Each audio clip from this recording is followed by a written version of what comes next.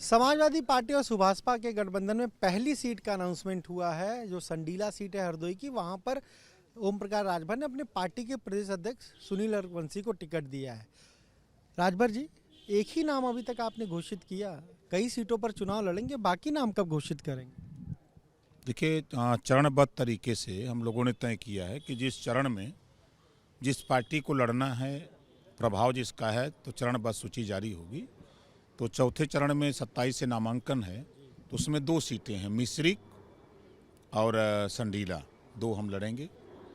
तो इस नाते मिश्रिक के प्रत्याशी तय नहीं कर पाए थे, तो एक प्रत्याशी तय कर लिया था, तो उसके नाम का अनाउंस सुनील रघुवंशी का किया।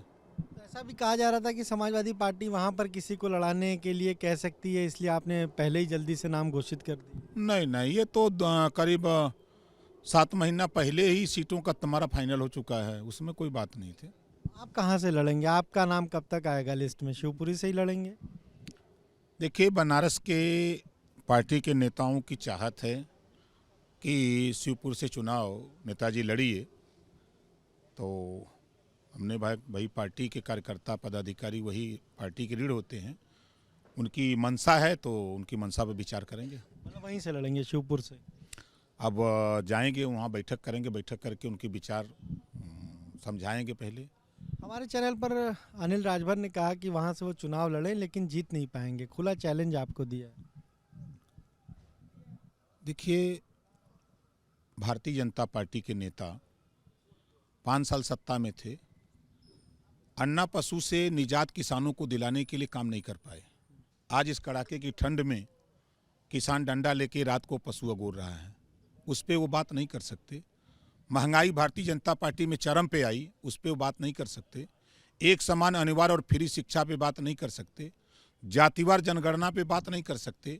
घरेलू बिजली का बिल माफ़ करने के सवाल पे बात नहीं कर सकते। भारतीय जनता पार्टी के नेता जब चुनाव आता है तो हिंदू का चश्मा पहन करके सबको हिंदू बनाने का काम करते हैं, इसके अलावा उनके पास कोई बात नहीं है। नहीं, उनके चैलेंज को स्वीकार करते हैं? वो कह रहे हैं कि आए लड़के दिखाएं यहाँ से। देखिए, लोडर और लीडर, लोडर की औकात क्या होती है और लीडर की क्या हैसियत होती है, दोनों को तुलना कर लीजिए। आप उनको लोडर कह रहे हो? मंत्री हैं, कैबिनेट मंत्री हैं वो। भैया, मेरे कैबिनेट मंत्री लोडर हैं। मैं कह रहा हूं जितने पिछड़े दलित भारतीय जनता पार्टी में सब लोडर हैं। 69,000 शिक्षक भर्ती, 68,500 शिक्षक भर्ती में जब पिछड़े दलित का हिस्सा लूटा गया थे, लोडर कहाँ थे? जबान खुली, काट लेता मालिक जबान इनकी बोलते तो। जब मिनिस्टर था मैं पिछड़ा दिव्यांग कल्याण, 500 से छात्रवृत्ति का बजट बढ़ा करके 1260 करोड़ कराया। अजियो में हटा तो 600 करोड़ आ गया। जबान खुली, क्या बोलेगा कोई? आज भी अभी छात्रवृत्ति बढ़ रही है, सामान्य वर्ग के सभी बच्चों को मिल गई, अब पिछड़ों को छात्रवृत्ति नहीं मिल रही है। जबान खुलेगी, काट लेगा मालिक। तो ये सब बातें आप वहां से कहेंगे, शिवपुर से वहां जाके लड़ेंगे? तो हम तो मिनिस्टर थे तब भी मुख्यमंत्री से लड़ते थे, दिल्ली जाके लड़ते थे, और आप लोगों के चैनल पे भी जाके बोलते थे। हम तो हमेशा, देखिए, हमारी लड़ाई वंचित, पिछड़े, दलित, अल्पसंख्यक को अधिकार दिलाना है।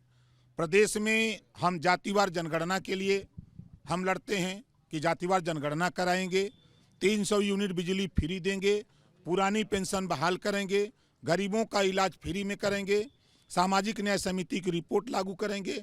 जो समाजवादी पार्टी ने लिस्ट जारी की, बीजेपी बहुत हमलावर कह रही, अपराधी गुंडे माफियाओं को दिया और कोई बचा नहीं टिकट देने के लिए। जब 2017 का चुनाव हुआ, 325 एमएलए जीत के आए, उसमें मैं भी था।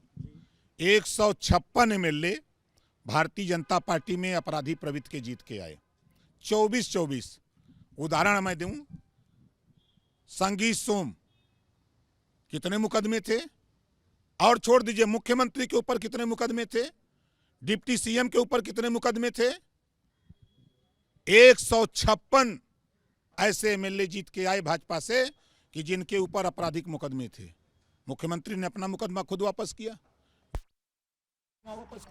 कि क्या बोलेंगे भाजपा? क्या कहेंगे इस पे? देखिए, ये भारतीय जनता पार्टी के लोग मूल समस्या से ध्यान भटकाने के लिए ये सब बोलते हैं, और पे फर्क नहीं पड़ेगा इसका? कोई फर्क नहीं है।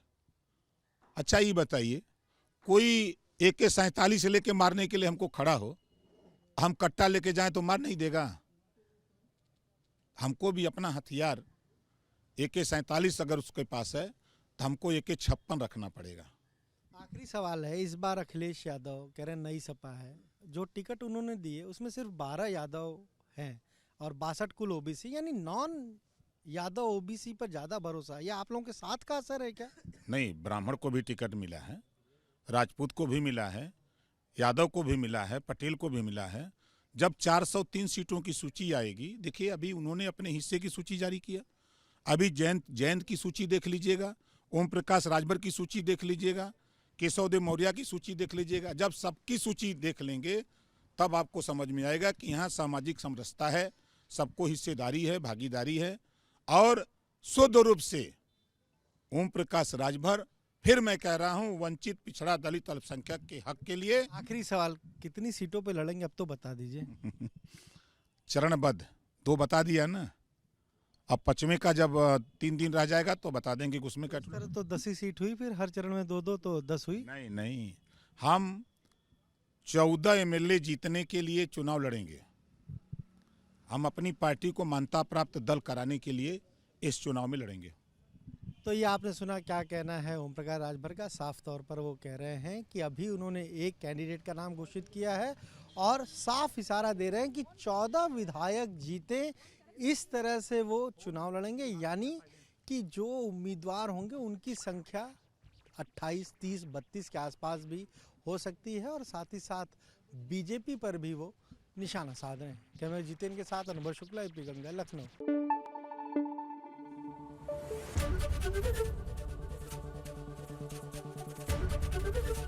ABP गंगा, खबर आपकी, जुबान आपकी।